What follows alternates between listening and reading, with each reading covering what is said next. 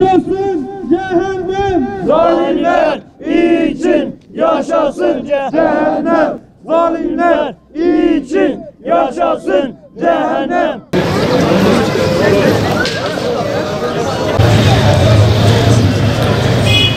Kıymetli Müslümanlar, ilk kıblemiz olan Mescid-i Aksa ile alakalı basın açıklaması olacaktır. Tekbir! Kudüs'e selam, direnişe devam! أعوذ بالله من الشيطان الرجيم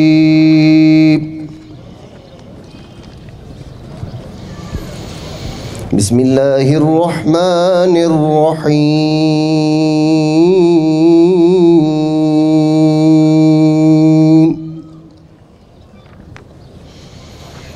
سبحان الذي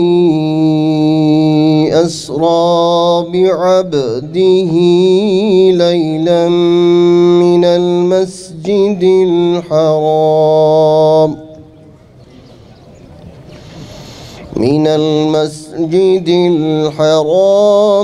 إلى المسجد الأقصى الذي باركنا حوله لنريه من آياتنا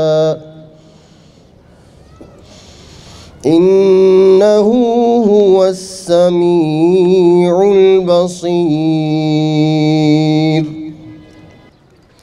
Biliyorsunuz ki Allah Azze ve Celle yüce kitabımız Kur'an-ı Azimuşşan'da bize Kudüs'ü, Mescid-ül Aksa'yı tarif ederken "Ellezî bâreknâ havlehu" diye buyuruyor. Etrafını mübarek kıldığımız, etrafını şerefli kıldığımız belde. Evet değerli kardeşlerim, Mescid-ül Aksa müminlerin, Müslümanların ilk kıblesidir. Mescid-ül Aksa Peygamber Efendimiz Aleyhisselatu Vesselam'ın 3 mescid için sefere çıkılır, yolculuk yapılır dediği 3 mescitten bir tanesi de Mescid-ül Aksa'dır. Allah Resulü Aleyhisselatu Vesselam buyurur ki, namaz kılmak için Mescid-ül Aksa'ya gidiniz.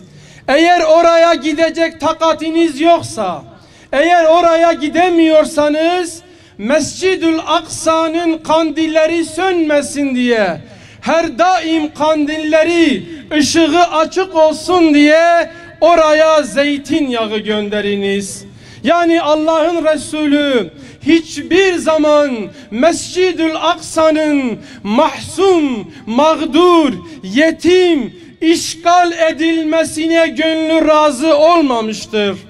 Bugün bizler de Allah Resulü Aleyhisselatu Vesselam'ın ümmeti olarak Mescid-ül Aksa'nın bugün içinde bulunmuş olduğu durumu hiçbir zaman kabullenmedik ve kabullenmeyeceğiz de.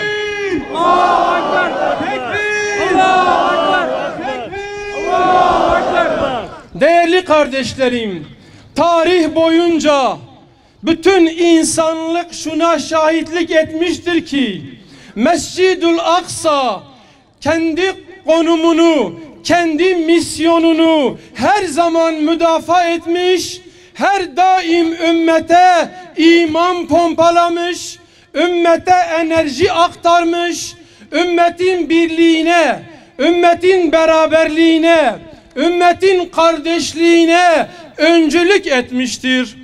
Bundan dolayıdır ki tarihte büyük ecdatlardan Hazreti Ömer gibi, Selahaddin Eyyubi gibi, Abdülhamid Hanlar gibi zatlar, değerli insanlar Mescid-ül Aksa'nın özgürlüğünü, Mescid-ül Aksa'nın bağımsızlığını kendi hayallerinin içerisine kurmuş, hayatlarında Mescid-ül Aksalı merkezli bir hayat sürdürmüşlerdir. Ve bu mübarek zatlar Mescid-ül Aksa özgürlüğüne kavuşmayana kadar, bağımsızlığına kavuşmayana kadar yemeği, içmeyi, gülmeyi, hatta yataklarında yatmayı kendilerine haram kılmışlardır.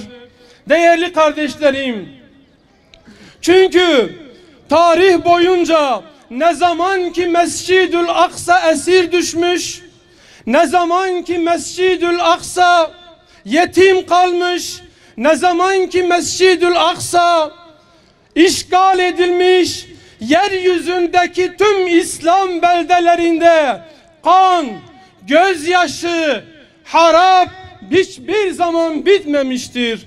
İşte bunu çok iyi anlayanlar, İslam ümmetinin, Hz. Muhammed ümmetinin izzetine, özgürlüğüne, bağımsızlığına, tüm İslam beldelerinin işgalden kurtuluşuna giden yolun Mescid-ül Aksa'nın bağımsızlığından geçtiğini bildikleri için Mescid-i Aksa'yı, onun özgürlüğünü kendi hayat programları olarak kabul etmişlerdir. Evet değerli kardeşlerim, bugün yaşadığımız bu çağda Mescid-ül Aksa esir olduğu için, Mescid-ül Aksa esir olduğu için, Mescid-ül Aksa işgal edildiği için bugün İslam ümmetinin her bir coğrafyasına bakın. Tüm İslam coğrafyasında bugün kan vardır, gözyaşı vardır, annelerin parçalayan yürekleri vardır. Küçücük çocukları toprağa veren annelerin ahları ve feryatları vardır. Yıkılmış, harap olmuş bir İslam beldesi önümüzde vardır. Bugün Suriye ağlıyorsa, bugün Arakan'da Müslümanlar şehit ediliyorsa, bugün Afganistan'da, Keşmir'de, Myanmar'da, Yemen'de İslam ümmeti kan ağlıyorsa, bu ümmetin çocukları enkazların altında kalıyorsa, bu ümmetin çocukları sahillere vuruluyorsa, bu ümmetin annelerin gözyaşları dinmiyorsa, emin olun ki değerli kardeşlerim, Mescid-ül Aksa esir olduğu içindir. Mescid-ül Aksa yetim olduğu içindir.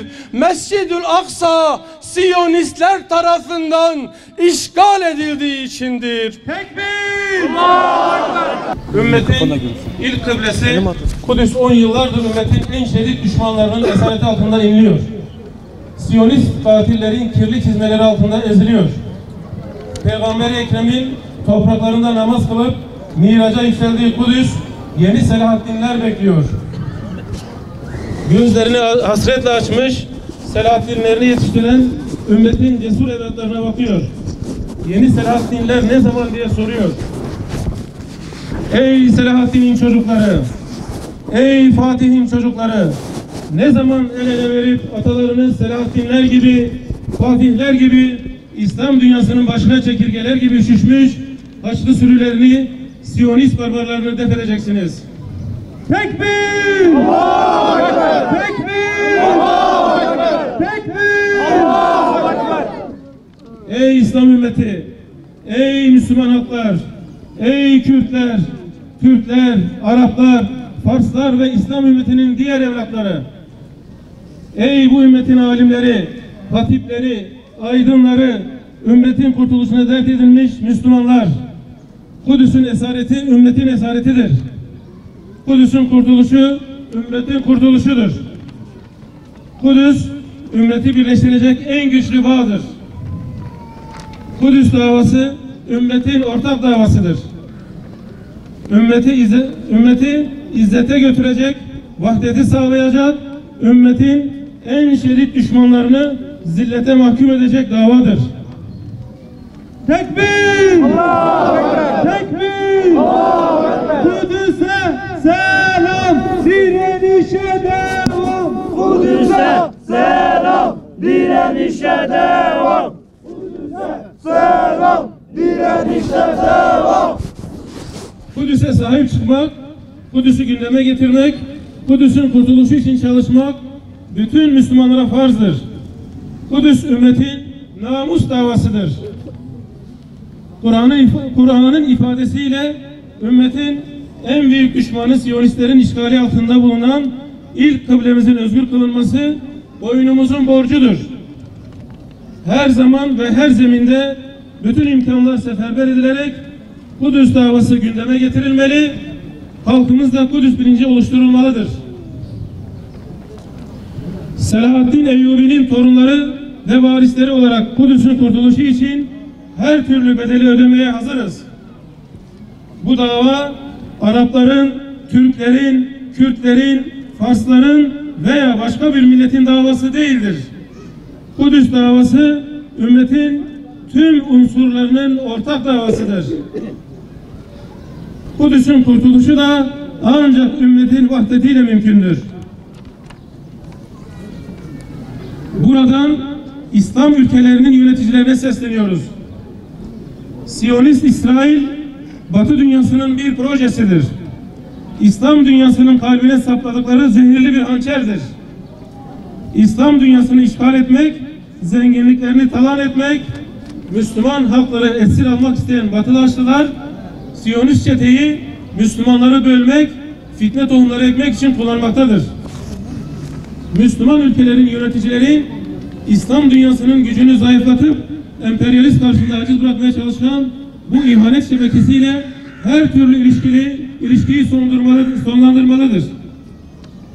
Müslümanların mukaddes ilk kıblesi Kudüs'ü işgal eden bu çeteyi tanımamalı, elçiliklerini ve tüm irtibat bürolarını kapatmalıdırlar.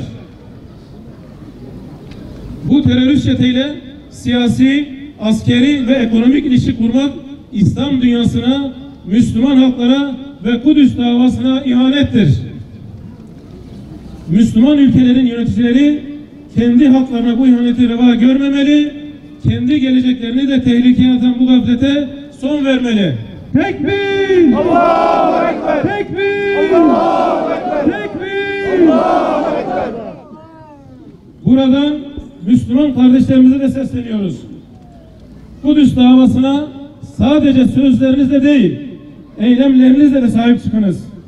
Hangi kesimden, hangi partiden, hangi camiadan olursanız olun, Kudüs davasının ümmetin ortak davası olduğu bilinciyle hareket etmeli ve bu davaya katkı sunmalısınız.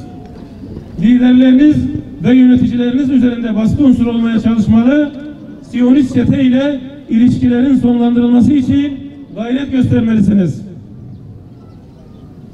Müslüman kardeşlerimiz, ilk kıblemizin Mescid-i Aksa'mızın kurtuluşu, ümmetin selameti için bu mukaddes davaya siz de omuz verin. Siyonist çeteyi ekonomik, siyasi ve her alanda boykot edin. Siyonist çetenin ürünlerini boykot edin. Bu boykotu etrafınızda yayın, ailelerinize, dostlarınıza, komşularınıza bu konuda örnek olun. Siyonist katillerin silahlarına kurşun olmayın. Ürünlerini alarak onların cinayetlerine ortak olmayın. Müslüman kardeşlerimiz, dostluklarınız, düşmanlıklarınız Kudüs davası eksenli olsun. Kudüs davasının dostlarını dost, düşmanlarını düşman edinin. Kudüs'e ihanet edenlerin, ümmete de ihanet ettiğinin, Kudüs işgalcileriyle işbirliği içinde olanların, İslam düşmanlarıyla işbirliği içinde olduğunun farkında olun. İttihadül Ulema ve Peygamber Sevdaları Vakfı.